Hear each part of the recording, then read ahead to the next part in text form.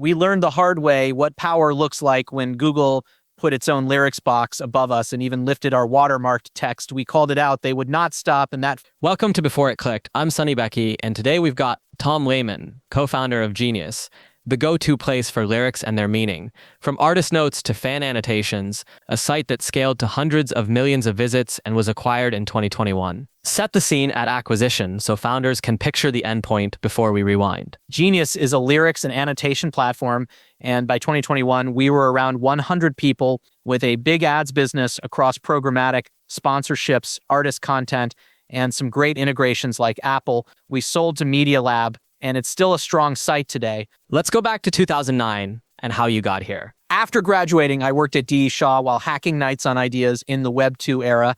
First a Facebook-based debt tracker called Fliff, then a DTC Sheets play, and Genius showed up as the anti-idea we could not ignore because it was just more compelling to build. Were those first products real launches while you were still employed? We shipped both and even sold Sheets to strangers via search ads. Then I cut down to part-time so we could pour more hours. How did you decide when to quit or keep going on each idea? It is brutally hard because a new, better idea tends to displace the old one slowly, not through clean disproof.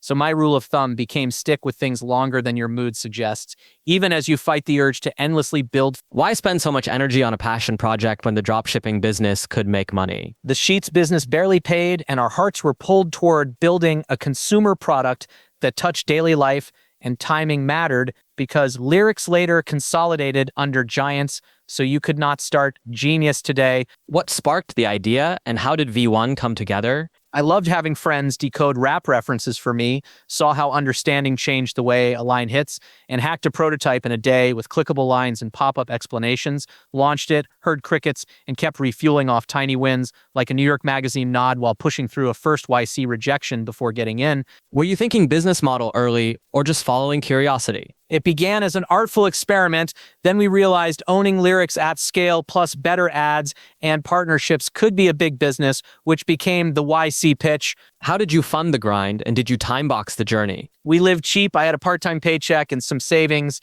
and I did not set a clock on it because I was committed to the non-traditional path with no real plan B. Walk us through day 2 after V1. We hand-built a small set of deeply annotated songs, blasted a big email to everyone we knew, pitched bloggers, and a few months later flipped on UGC so people could sign up, contribute, and give us feedback that pulled us out of our echo chamber. Did you worry about music rights and the infamous do not build in music warning? We knew publishers control lyric rights and that investors were wary, so we stayed quiet until we had traction and could sort licensing.